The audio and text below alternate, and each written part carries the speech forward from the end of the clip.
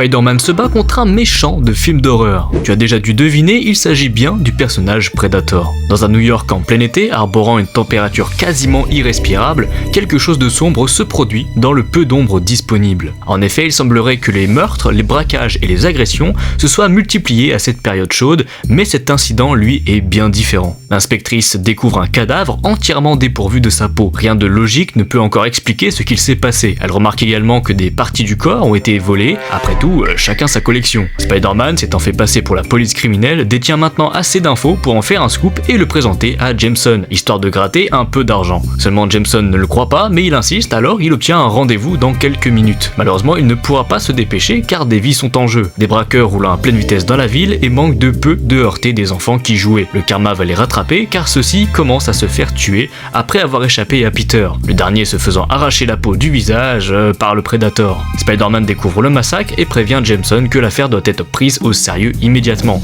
car c'est l'œuvre d'un tueur en série. Dans le métro, on y retrouve MJ, mais aussi une panne électrique. Décidément, il n'y a pas qu'à Paris que l'on retrouve des problèmes. À la seule différence qu'un monstre est là pour en découdre. N'ayant plus d'électricité en ville, le meilleur moyen de prévenir les gens est d'imprimer des journaux à l'ancienne. Après l'impression, c'est une course contre la montre pour vendre mais aussi informer la ville. Qui dit prévenir dit tout le monde, et c'est aussi le cas de l'inspectrice présente sur les lieux qui n'a jamais accepté de divulguer cette info. On comprend alors que Peter va devoir s'expliquer. Enfin, pas tout de suite car un grand pouvoir implique de grandes responsabilités, on connaît. Le soir, le dernier stock de journaux s'écroule, mais les malfrats sont encore plus à l'aise, sans lumière, alors ils braquent ce pauvre homme, mais se font rapidement mettre en pièces par une fourrure assez balèze. Il s'agit de Kraven, le chasseur venu traquer sa nouvelle proie.